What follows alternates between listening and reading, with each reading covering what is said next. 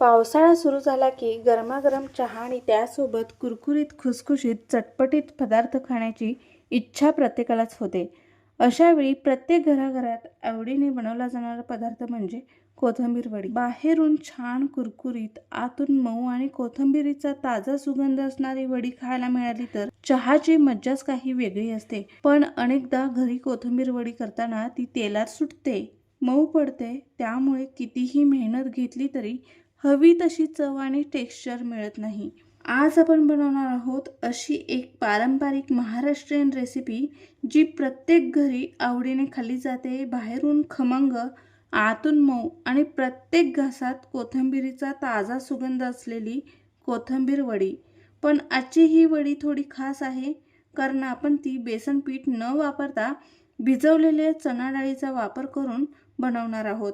त्यामुळे तिची चव अधिकच छान लागते आणि खाण्यासही खूप रुचकर लागते. बेसनचा सुद्धा वापर न करता इतकी मस्त आणि कुरकुरीत कोथिंबीरची वडी कशी बनवायची ते आज आपण दाखवणार आहे. अतिशय चविष्ट वड्या तयार होतात आणि अजिबात नरम सुद्धा पडत नाहीत.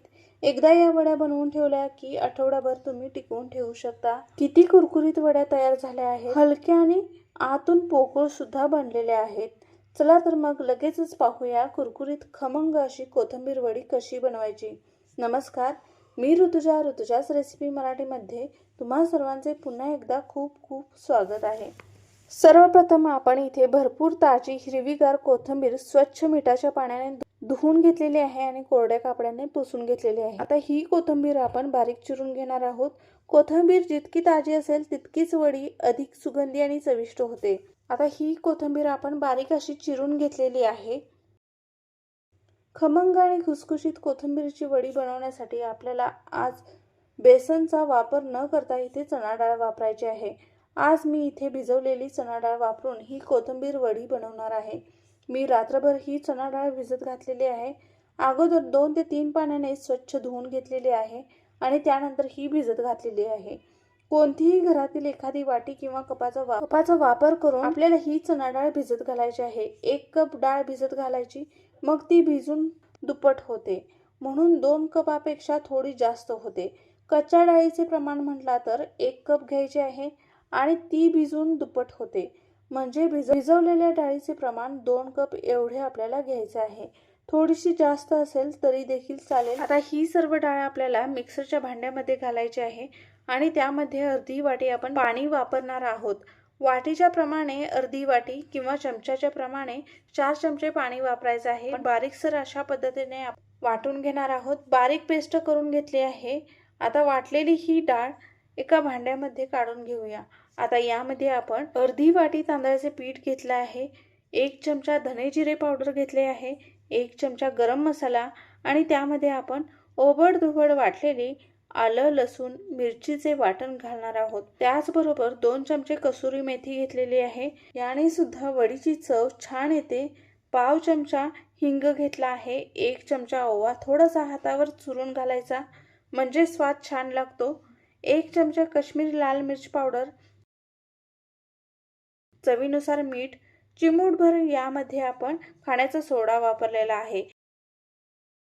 1 चमचा सफेद तीळ घालायचे आहे. कोथिंबीर वडीमध्ये तीळ घातल्याने छान खमंगपणा येतो.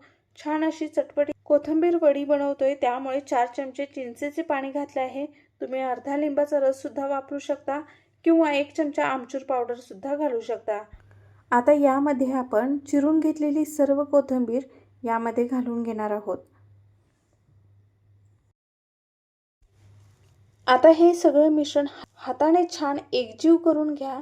जर मिश्रण जास्त सैल वाटत असेल तर थोडेसे तांदळाचे पीठ किंवा बेसन घालू शकता. आपल्याला हे सर्व जिन्नस एकत्र करून घ्यायचे आहे. जसे आपण पीठ मळतो तसा एक प्रकारे गोळा बनवून घ्यायचा आहे. नेहमी आपण जेव्हा बेसन वापरतो तेव्हा पाण्याचा वापर करावा लागतो. आपण यामध्ये अजिबात आपल्याला पाण्याचा वापर करावा लागत नाही, कारण भिजवलेली डाळ असते त्यामध्ये ओलसरपणा असतो. त्यामध्येच ही वडी बनवावी लागते, म्हणजे 8 ते 10 दिवस अगदी आरामात टिकते. मिश्रण व्यवस्थित एकजीव करून ज्याचे आपण रोल करून घेणार आहोत. अशा पद्धतीने लांबट आकार द्यायचा, म्हणजे व्यवस्थित आकारामध्ये वडी पडली जाते आणि छान पातळ याचे काप सुद्धा करता येतात. आज मी या वडीचा रोल बनवणार आहे, पण तुम्हाला थापून वड्या करायच्या असतील तर तशा पद्धतीने तुम्ही वाफवून घेऊ शकता।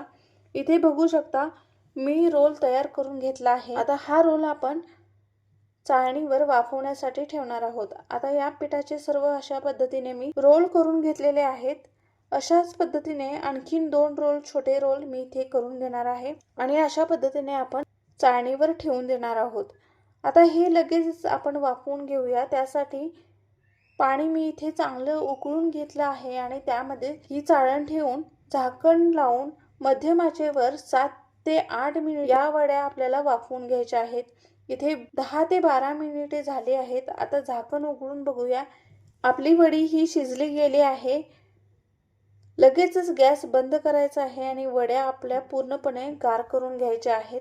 गरम असताना तुम्ही इथे कापायला गेला तर त्या तुटू शकतात। इथे पूर्णपणे ही कोथिंबीर वडी रोल गार करून झाला आहे। आता एखादी धारदार सुरी घ्यायची आणि छान असे मध्यम पातळ काप असे करून घ्यायचे आहेत। बघू शकता पूर्ण गार झाल्यानंतर हे रोल कट करून घेत आहोत, त्यामुळे अजिबात ते तुटले जात नाहीत। गरम असताना कट करायला गेलात तर पूर्णपणे त्याचा चुरा होऊ शकतो।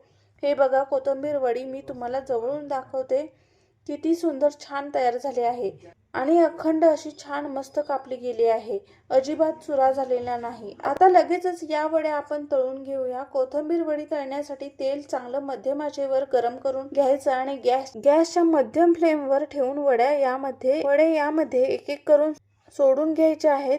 अजिबात मंद आचेवर तळू नका, कारण आधीच ही कोथिंबीर वडी आपण शिजवलेली असते, त्यामुळे मध्यम आचेवर छान सोनेरी रंग येईपर्यंत आणि कुरकुरीत होईपर्यंत वड्या तळून घ्यायच्या। अवघ्या काही मिनिटातच बघू शकता वड्यांना कसा सुंदर सोनेरी रंग आला आहे आणि छान कुरकुरीत झाले आहेत। अशा झाल्या की लगेच एखाद्या प्लेटमध्ये काढून घ्यायच्या आहेत। अशाच पद्धतीने उरलेल्या सर्व मी कोथिंबीर वड्या तळून घेणार आहोत।